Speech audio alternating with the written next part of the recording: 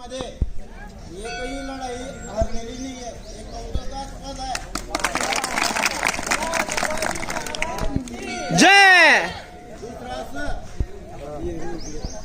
छत्रपती शिवाजी महाराजांच्या चिरंजीव म्हणजे संभाजी महाराज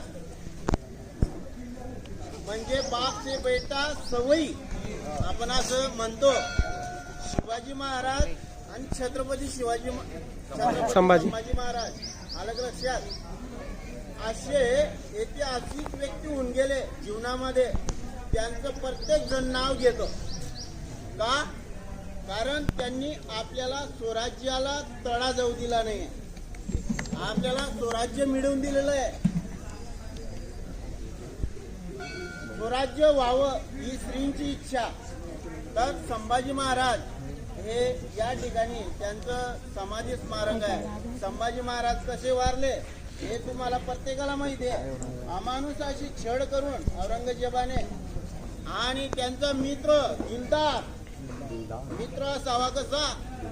दिलदार कवी कलश हे नाव होतं त्यांचं. त्यांच्याबरोबर त्यांनी प्राणाची आहुती दिलेली आहे. संभाजी महाराजांचा तर अतिशय अमानुषपणे छळ केलेला आहे औरंगजेबाने. अलग लक्षात. तर सर्व माहिती या ठिकाणी दिलेली होती.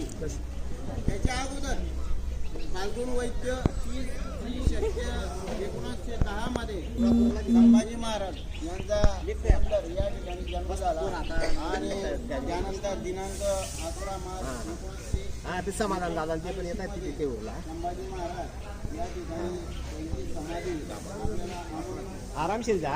अजून टाईम लागेल आम्हाला. 1679 बापरे.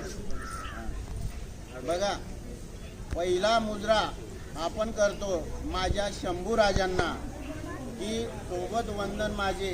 त्या शाहीर कलाशाला धर्मासाठी लढले त्या प्रत्येक मावड्याला नमन माझे. त्या समाधी गावच्या पावन भूमीला. अरे माझ्या राजाचे शौर्य काय सांगू मी तुम्हाला. सिंहाच्या तोंडात घालून आपला हात मोजले त्या जबड्यातील सर्व दात. असा पराक्रम तर आजवर कोणीच केला नाही. केला तो शंभू महाराजांच्या मोठ्या पराक्रमाला घाबरून साऱ्या मुघलांना पळ काढला. पण माझ्या राजाला फितुरीने घात केला. मुघलांनी कैद केले माझ्या राजाला.